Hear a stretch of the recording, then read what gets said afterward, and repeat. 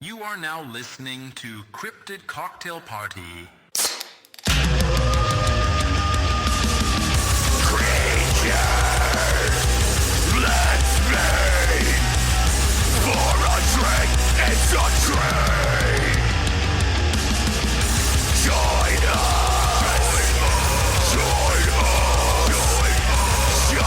us in the fight. Cryptid Cocktail Party.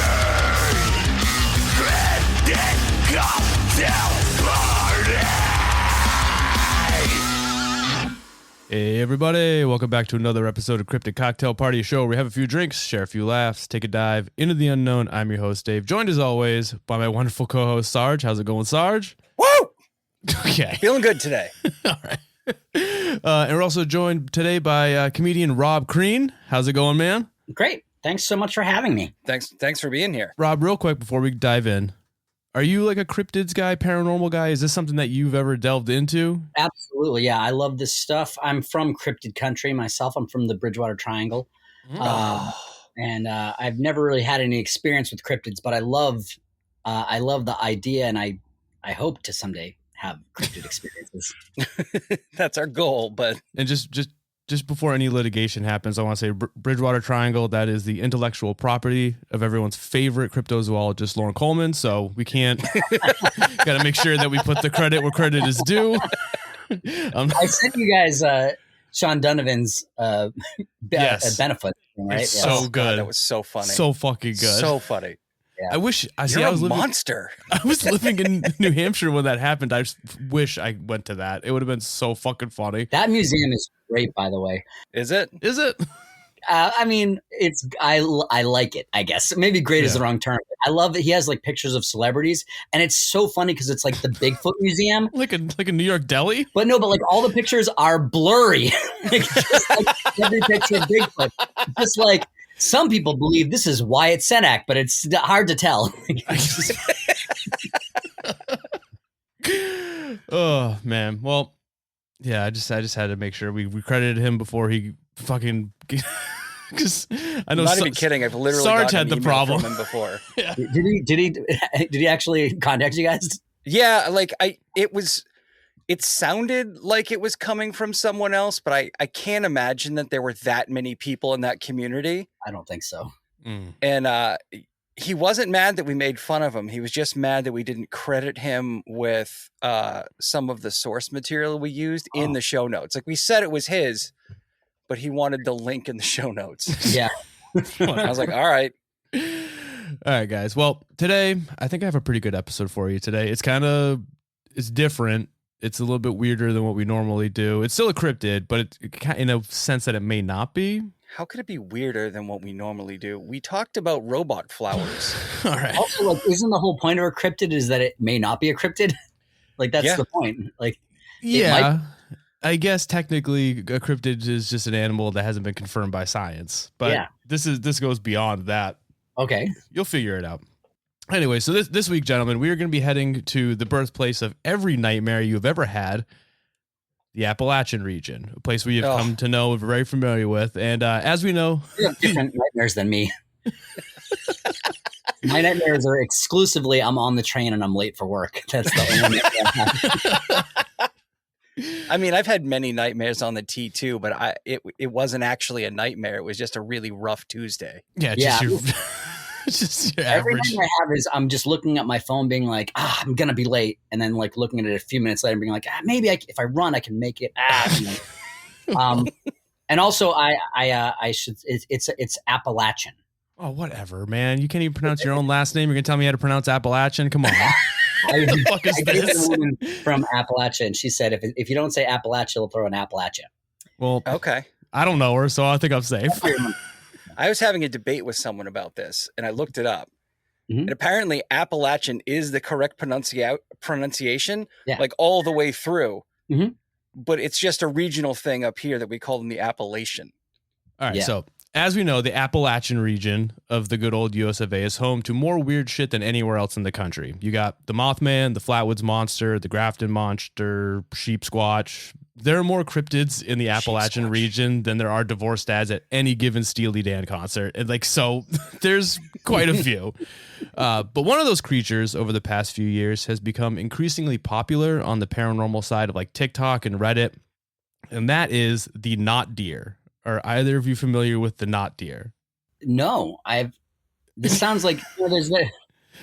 And it's spelled not like N-O-T deer. Okay. Like it's not like a K-N. It's not like a tied up deer or anything It's like like that. that kid's joke. What do you call a deer with no eyes? What's that? No idea. Oh. That only works if from New England. I feel like because we're the only place that puts an R. At the end of It's the only place we add an R. Yep. Yeah, we take away R's at the end, but then we'll add them where they don't belong. For you two, as well as for those like listening who may be unfamiliar, you're probably asking yourself, what the fuck is a not deer? Well, for starters, it's not a deer. Thank you for clearing that up. I might be a not deer. I'm also not a deer. Yeah, so what isn't a not deer? Well, the easy answer to that is a deer. So did that clear anything up for you guys? Nope. No. Nope. Okay. But that's usually how we start the show. Well, the not deer is pretty much exactly what it sounds like. In Appalachian lore, the not deer appears to be just an ordinary deer at first glance, but if you give it more than just like a passing glance, something about it just seems off. So it's like looking at like an AI photo and you're like, oh man, that's Tom Hanks kissing Ghislaine Maxwell. But then you realize they both have 8 fingers on each hand. Yeah. So like unlike other cryptids like we've covered, which for the most part are entirely fantastical, the not deer is defined more by its distortion of a familiar animal. It resembles a common deer, but is not one. So did that help at all? Yeah, I think so. Yeah. Yes, actually, that helped me a lot. Little Yeah, bit? I think- Okay. Yeah. So like I said, the defining trait of a not deer is that at first glance, it could be mistaken for a normal white-tailed deer. We're all from New England. We know what a deer looks like, but a closer look reveals something off. It's like if Bambi was done in the same animation style as Tom Hanks from the Polar Express. It's like that uncanny valley effect that just fills you with dread as soon as you see it. It's Poor not Tom's great. really catching hell on this episode. You brought up him. If I had known that you were going to reference him later. Yeah. Also, I have nephews and they love the Polar Express. They really love it. That's crazy. Yeah. Yeah. Because I love it too, but it's only because it haunts me. It's like a horror movie. Now, physically, in terms of like general size and coloration, it's just a normal white-tailed deer, but with some anomalies that range from subtle to very fucking dramatic. So first off, the eyes.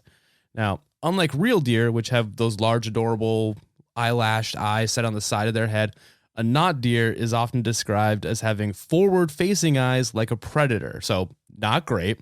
And this is usually one of the first signs that something isn't right. Then there's its body. The proportions are just kind of off. Reports of the not deer mention things like legs that are too long or oddly jointed, sometimes described as double jointed or bending in impossible ways. The torso might be barrel chested or disproportionate, and the neck too long or the head too large or misshapen. Now, moving from the torso back up to the head, let's talk about the mouth. Well, a normal deer has a fairly small and gentile mouth, like to eat plants and stuff like that. Not deer are said to bear pointed teeth or fangs when they open their mouths, and witnesses have described seeing, quote unquote, too many teeth or an almost carnivorous grin. All bad. So now you know what to look for physically if you think you're in the presence of a not deer, but maybe you're still unsure. Well, if the upsetting visuals isn't enough, let's talk about how it behaves. Normal deer, they're skittish around humans. They freeze or flee at the slightest sound, or jump out from the woods and smash their own bodies into your car because they're fucking morons. And that has happened to They are morons. more than one of my friends and or family members. Now, Yep. a not deer, by contrast, they'll stand their ground and stare right back at you. Many who have encountered it describe a feeling that the creature is oddly intelligent, watching them in a way that no ordinary animal would. The not deer, in conjunction with looking like a PlayStation glitch, it also moves like one. It's said to move in a jerky, unnatural way, described like an adult deer with the awkward gait of a newborn fawn. The not deer also stands as well as walks on its hind legs. And instead of gracefully bounding away at the slightest hint of danger like a real deer would, the not deer might twitch, jerk its head, or even approach in a disjointed, almost stop motion kind of walk. This could just be a deer that found like a meth lab, right? Also, I have to say, Dave, while you're describing all of this, your video is glitching in exactly the ways you're describing. That So sounds it's about very- right. Yeah. No, Yeah. that's right. I mean, the good news is it glitches for the both of us, but it records solid, so we'll be okay. Yeah, But yeah, Dave kind of looks like a not deer right now, a I little hate bit. that. I or don't like a that. photo of Bigfoot. Yeah. Or Wyatt Snack at the museum. So before we move on, how are we feeling about the not deer? Has this cleared up at all what a not deer actually is and what you should be looking for? I think I have a pretty good idea. Yeah. Okay. I'm kind of disappointed that the best they could come up with was not deer. Like just meth deer would have been fine. It describes it perfectly. I problem think so. is it describes almost everything perfectly, with the exception of deers. True. Now that we covered what it looks like and how it acts, let's talk about some of the encounters. Now, it seems as though that there's like a recurring theme or like narrative pattern when it comes to the sightings of the not deer. So you got the setting. Almost every story takes place in or near the woods, often on a quiet back road or hiking trail in the Appalachian region.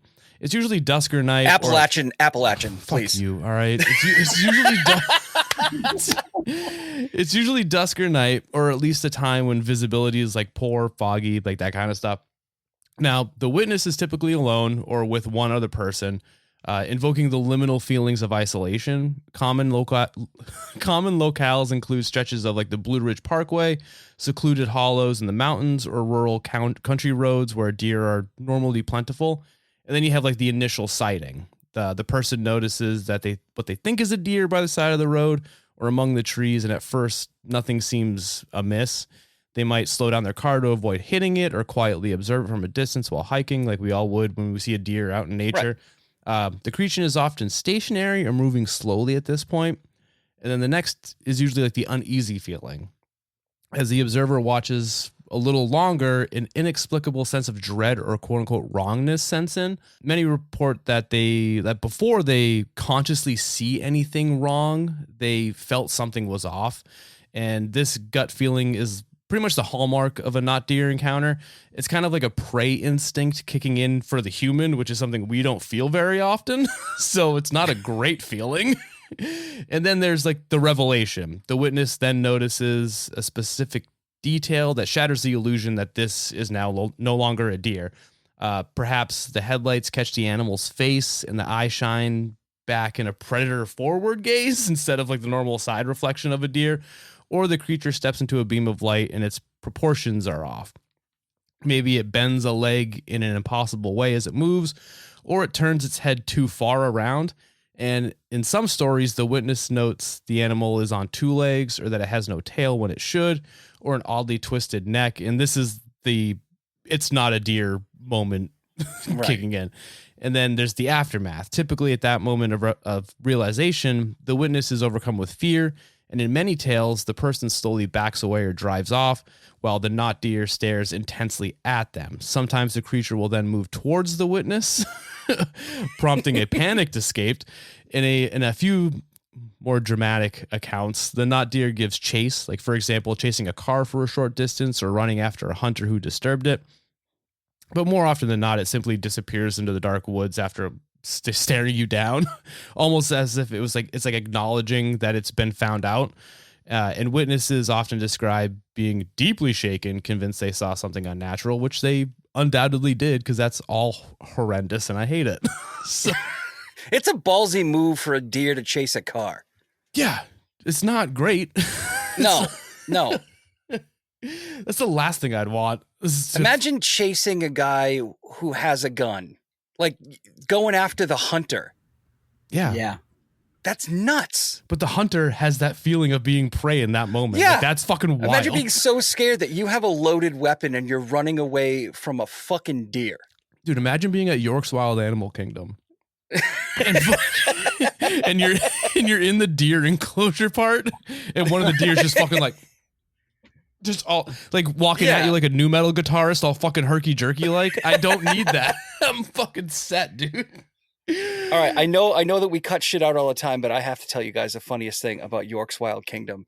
So is it that one day I really hope that they all break free onto the boardwalk of York, because that'd be fucking great, dude. I mean, that would be amazing too. But my dad went and they had like a tiger. Yeah, and it sprayed him. It just pissed right on my dad. Urine? Like lifted its tail and like did how the a cat thing does and it? just like how a cat does it. Yeah, that's great.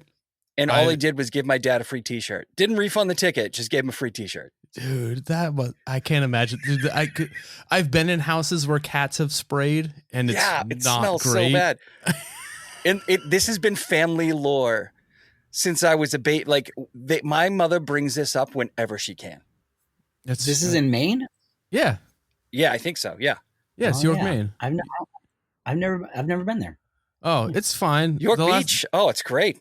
The last time I went, I took a bunch of ecstasy, and then I stared at the three-toed sloth for far too long, and then it was also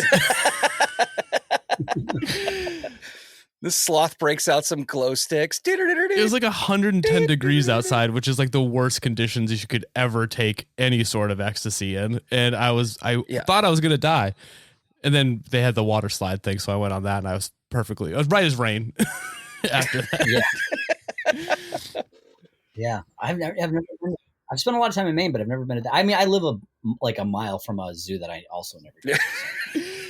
Now, one of the more widely shared encounters of the not deer comes from a Reddit user who claimed he was riding his motorcycle one night in the Blue Ridge Mountains in the Appalachian region.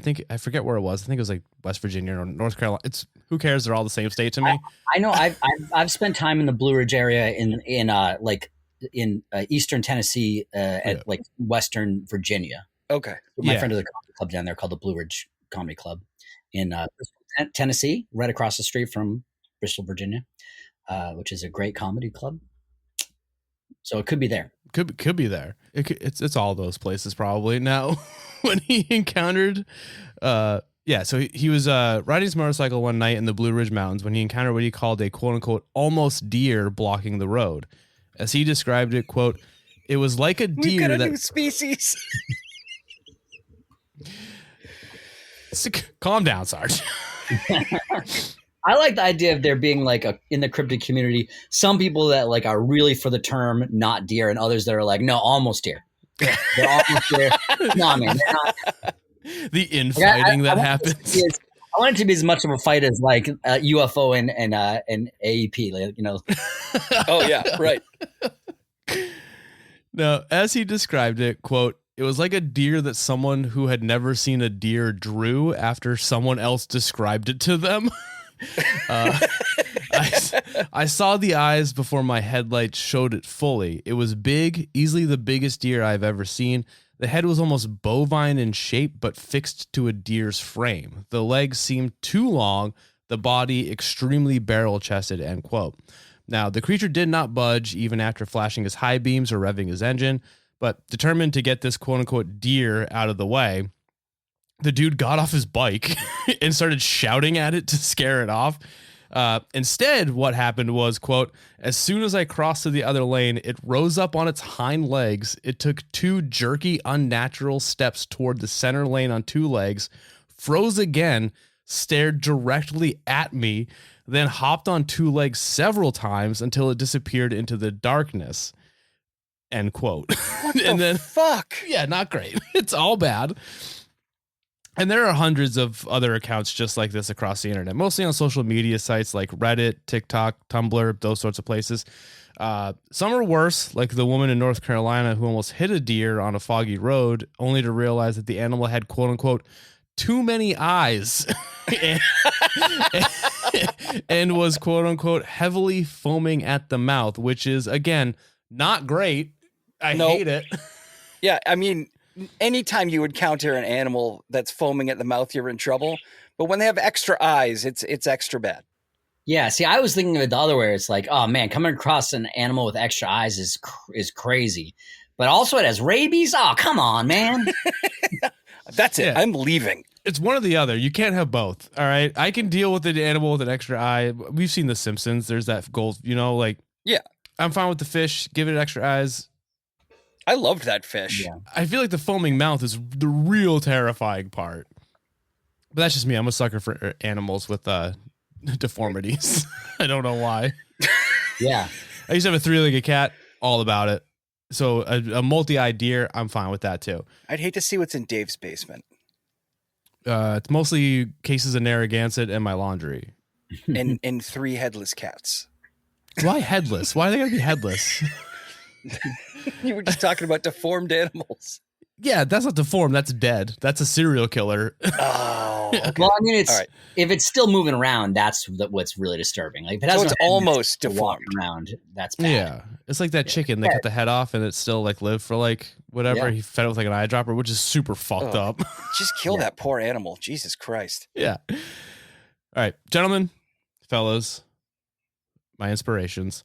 So we've talked about what a not deer is and the telltale signs you may want to look out for when you're face to face with one. But let's talk about what a not deer isn't. 'Cause this is getting very confusing. So people sometimes lump the not deer in the. So this is kind of real quick. This is like more like the serious part of the episode, I guess I should say. All right. So like it's not a Wendigo. people sometimes lump the not deer in with other lore, specifically Native American lore, like the Wendigo or the Skinwalker, but it is further from those two things than anything could be. A Wendigo is Algonquin folklore. It's an evil spirit, oftentimes associated with cannibalism in the winter.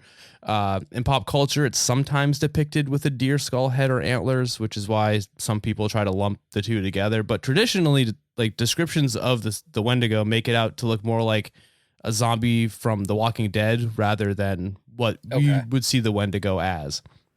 We're not helping perpetuate that stereotype by having it in our cover art for the podcast, but it's a sick imagery. If you can't deny that, it's not. Awesome. Yeah. And if you want to know more about the Wendigo, you can check out. I did an episode on the Wendigo way back.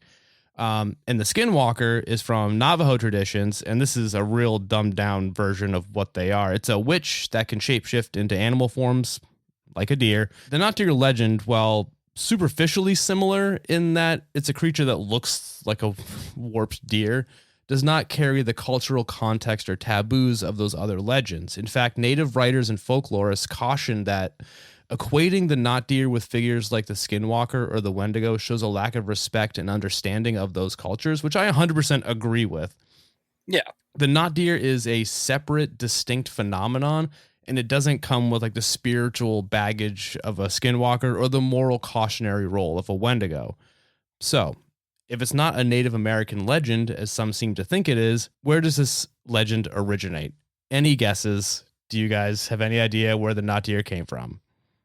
A meth lab. It's just like I think so much of this, whether it be cryptids or ghosts or aliens, is all just like weird, like psychic, like psychic interference. Like it's something is causing our brains to perceive things in a specific way that are, and whether it's through outside interference or it's just coming from our own brains, I don't know, but Okay. I actually like that interpretation. You're kind of correct. It does come from something that is warping our brains. Well, despite being famed as an Appalachian folklore legend, the not deer's documented history is surprisingly recent. Folklorists and internet historians have found no evidence of a not deer tale in traditional Native or Appalachian mythology before the late 2010s. In fact, the concept seems to have originated in a 2019 when Tumblr user Will of the Witch made a viral post describing a creature called the quote-unquote not deer, claiming everyone in Appalachia knows about it. This is a creepypasta, basically. She later clarified that she herself had learned of the not deer as a local story from around Boone, North Carolina, but it was not a widely known legend beyond the area. In other words, before the Tumblr post, the not deer was at most an obscure tale, if even that, and not a widely spread Appalachian tradition. Honestly, this sounds like something a dad told his kid to keep the kid from going out at night. Yeah. Now, Will of the Witch's post struck a chord, amongst the community, and the idea of a quote unquote not quite a deer quickly went from local lore, probably made this shit up, to full-on modern cryptid. By 2020, discussions of not deer sightings popped up on forums like 4chan and Reddit, and by 2021, the hashtag not deer had tens of millions of views on TikTok. And this rapid spread led many to assume that the not deer must be a long-standing Appalachian legend, when in reality is more accurately described as modern folklore or quote-unquote fake lore, which I love that. I love that term. Yeah. Which is a legend created or popularized in modern times, but set in traditional context, much like the Slender Man or like the Black Eyed Kids. Yep. And the Appalachian setting gave the story an air of authenticity, since the region is already filled with monsters and ghouls. Like, what's one more, right? Now, in Appalachian communities, people swap stories of witches and monster cats, and the not deer fits right in spirit, even if it is like a newcomer by origin. The legend has since been treated as an Appalachian legend since, and in countless posts and articles showing once again how internet culture can invent a new myth and graft it into regional folklore. Because even if the not deer is a modern folktale, Appalachia is still one of those places where, as one folklorist put it, quote unquote, a landscape full of hidden things where you might see something that looks like a deer but doesn't move like a deer, end quote. And that, my friends, is the end of our episode. That is the story of the not deer. Rob, starting with you, how are we feeling about the not deer? Thoughts? Yeah. Questions, concern? It's fun. You know, I like that. It's such an internet thing, obviously. It comes from the internet, but I really like, when I was picturing it being like digital era, because you're kind of describing it to like, PlayStation glitching. Yeah. Like I imagine it being like AI where everything's slightly off. But I think it's fun and creepy. It is fun and creepy. But the thing is, like, before researching this episode, I had no idea that it started on Tumblr. I assumed that it was an actual Appalachian like folklore. I even assumed it was Native American, because it does kind of sound like a legend you would think that would come from a native tribe. I mean, not to equate the two, but like the Skinwalker, the Wendigo, they're kind of, I could see how people would put those together and try and make sense of it. But knowing now that it's from Tumblr and people are trying to equate it is kind of super fucked up. Yeah, it's annoying. But also it goes to show that like social media is terrible and we should just abolish it. As a species. Except for our fans. We love you. It's kind of fun. Yeah. Follow us on Instagram at Cryptic Cocktail. Sarge, how you feeling about the not deer? All right, I gotta say a thing. Don't you edit me. I gotta say a thing. I am super frustrated with everyone just throwing shit at Appalachia. I'm so annoyed with it. I was watching. Makes sense though. It's a fucking nightmare. I know, and like I get it. Creepy woods, kind of scary sometimes, depending on where you are. But at the same time, like, there's this. I was watching this will encapsulate how I feel. I was watching an Instagram video, and this fucking jackass has a camera at like a glass door, and it's a dog like scratching at the door to get in. Oh, that's just the Skinwalker of the video. I know what you're talking about. I'm like, okay, first of all, Skinwalkers aren't fucking from here. That's not our shit. True. That's not our legend. No, that's very far away. So why are they, what are they, crossing the Mississippi to hang out in fucking Tennessee? Are you kidding? Like, stop saying everything's a fucking Skinwalker. Maybe you left the window open and your dog jumped out to chase a rabbit and then was like, oh shit, I'm stuck outside now. I mean, and then she's like, people in Appalachia don't go outside at night. Fuck you, they don't. I feel like they're mostly outside at night. I feel like that's like their thing. Yeah, you go out, you have a fire in your backyard. You go for walks in the woods at night when like the moon's really high so that you can like walk around and see. I've been hiking at night in the Appalachian Mountains. Like, shut the fuck up. She's clearly not from here. You go out there, you fucking clean your stills, make sure that the copper is good, make sure that the mash is set right. She's got to be from fucking Kansas or something where they don't even have mountains. Yeah, I feel like, I definitely have walked around the Appalachian Trail at night, but most of my Appalachian experience is in Maine, so it's like not what people think of when they think of. Oh, that's like, right. That's the white man's version of the Appalachian. That's the I don't know. You don't get much whiter than the Appalachian Mountains in West Virginia. Yeah. Yeah, but in West Virginia, you can't stop off trail to get a lobster roll and get a pair of Sperry's. Just a spare. Well, you're talking about a different kind of white. That's fair. Remember that song by Blood for Blood? Yeah, I do remember that song. I ain't your kind of white, buddy. Oh yeah. But to go off what you're talking about, the Skinwalker thing, the past like 5 episodes, I promoted episodes that I did without Sarge, but I did a whole Skinwalker episode because my thing is that I didn't get onto TikTok until fairly recently. And when I went on there, I was obviously on the paranormal side, cryptid side, and everything was a Skinwalker. Oh, this dog has a fucking weird grin, Skinwalker. This weird deer is a Skinwalker. And it's like, first of all, you're in Michigan. That deer is not a Skinwalker. Second of all, Skinwalkers are witches that have perfected the art of transforming into animals. They don't half-ass it. They're not gonna turn into a deer and be like fucking like a homunculus, they're gonna be a deer. They're not gonna be. But also that means that your dog that you think is a Skinwalker, that means your dog is dead, because Skinwalkers can only transform into an animal that they have the pelt and or the feather of. So that means your dog had to have been skinned. Yeah, birds get off easy in this scenario. They do. But that means that the Skinwalker, quote unquote, has the skin of your dog and they're supposed to, when their animals are supposed to look good. Like the only compelling like Skinwalker videos I've seen are where it's like far away and it's like a person walking and then they like become an animal and like run away. Like those ones are really fun. So that's cool. But even then, they kind of also make it look like the cover of an Animorphs book. Like it's not. Yeah. Like it's.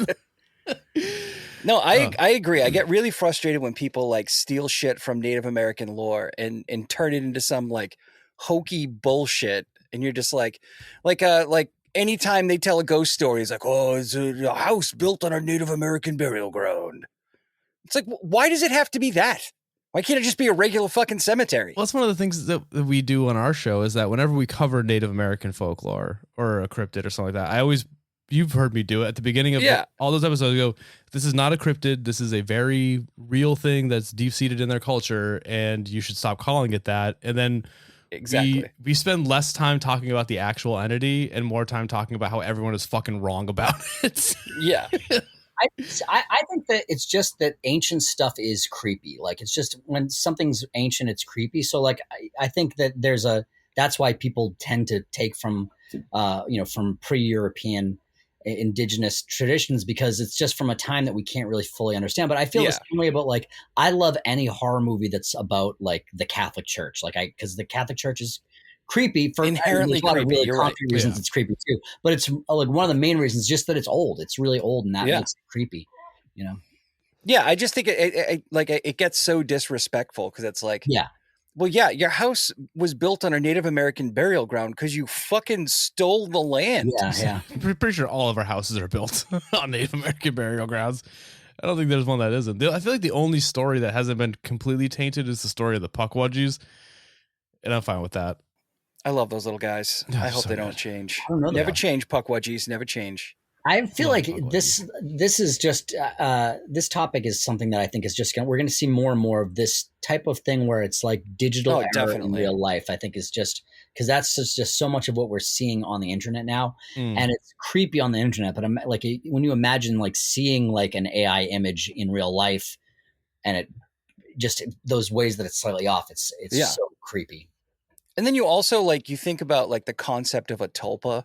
You know, and you kind of believe in something and then it comes to life. Yeah. Well, it's kind of, I mean, that would, I mean, it's not even like the uncanniness of it. It's that like people are like, this is like the not deer is now technically kind of like Appalachian folklore. Like they've kind of adopted it into their whole thing, and people are shitting on it because, oh, well, it started on the internet same way as like Slender Man or whatever. But like, this is how folklore starts. Like exactly in 40 years, no one is going to know that Tumblr user Will of the Witch came up with the not deer. Like in 40 years, this is going to be like another gonna be actual ingrained. cryptid or another folklore tale. Like it's this word of like we don't do word of mouth Absolutely. stories anymore. We don't do like That's the thing about like modern stuff as opposed to old stuff. Like it's really like the Catholic Church is ridiculous, but it's so old that you're like, I guess maybe This Yeah. could have happened. This could be real. We don't know. Whereas like, you know, like the Book of Mormon is like a lot easier to critique because it's not that old. So there's lots of records of like, Yeah, yeah, I so agree. it's just, and I feel like that's I think it kind of in a way makes it tougher for folklore to really take a foothold because true. you can trace back where it comes from, but also, you know, easier because it's just really easy to. But when you also think about like how many social media platforms go dark, you know, like Mhm. like MySpace, something could have started on MySpace, then MySpace blipped out of existence, and now we got this fucking thing we can't trace. Who knows what culture we got from Friendster? Exactly. We'll never be able to know where it came from. Fucking Friendster. Oh my god. I forgot about Friendster. Yeah. Yeah, I mean, you know, I think so much of my core beliefs come from Angel Fire. Dude. God damn. I learned everything I know from GeoCities. Mm-hmm. Yeah. So, but the other thing too is that like we're not helping this at all, because over time, like when you go into like this, like if I were to Google not deer, $10 says the original Tumblr post isn't the first page. It's not the second page. Right. It's going to be the fourth page. And how many people go fourth page on Google? You know what I mean? Like Never once. exactly. Like you have to really dig to.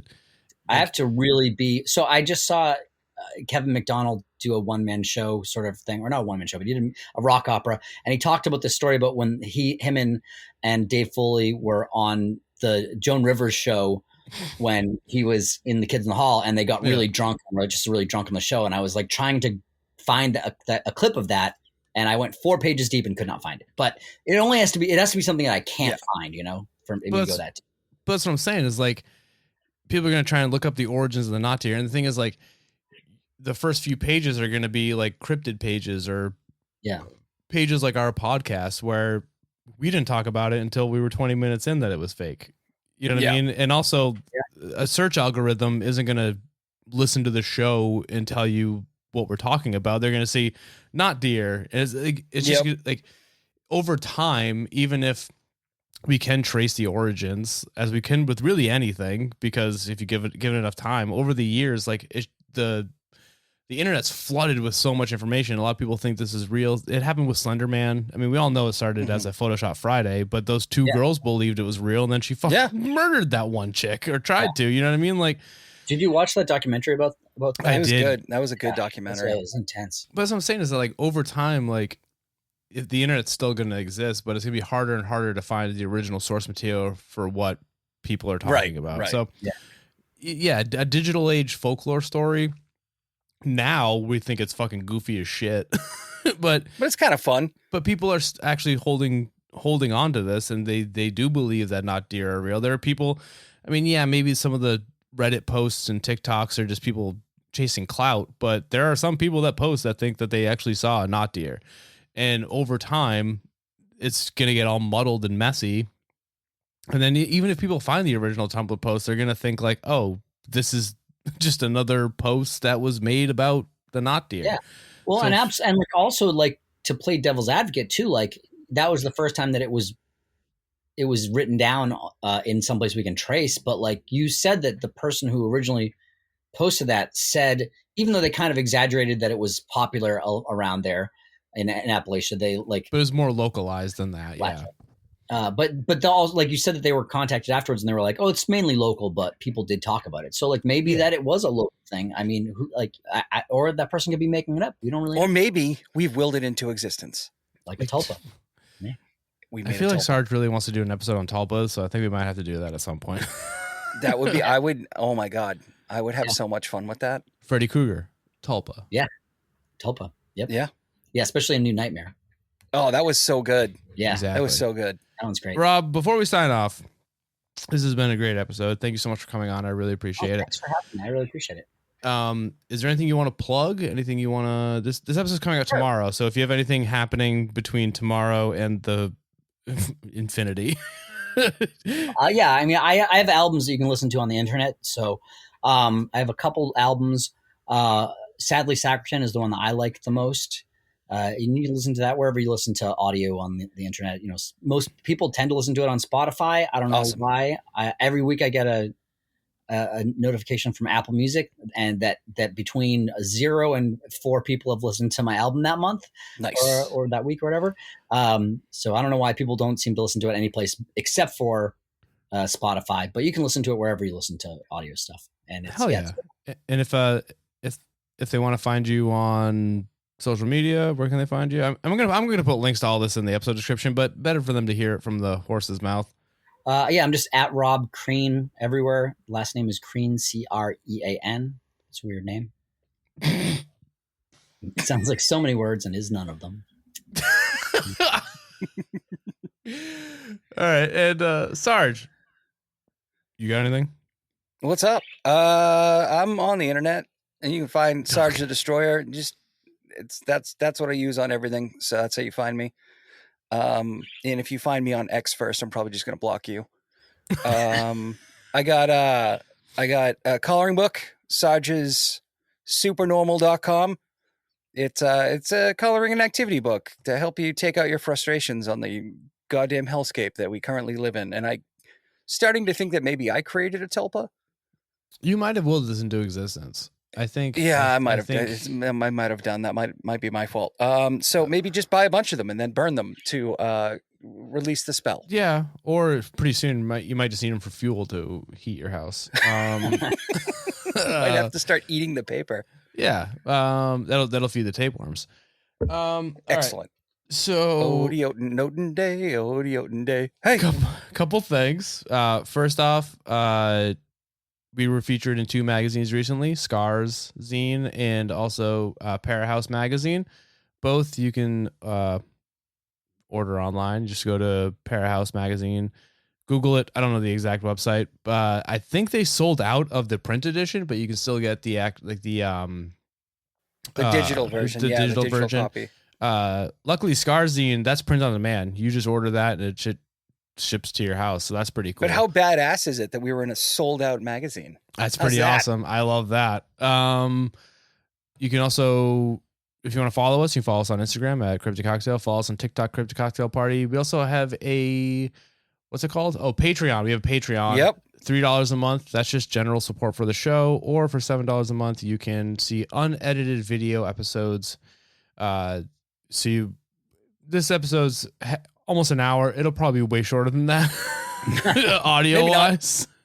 But all right. So with that out of the way, normally Sarge would say goodbye and I love you to the audience. But Rob, do you want to do the honors of saying goodbye and I love you to the audience? Sure. Goodbye, everyone that's listening. And I and both of these guys love you.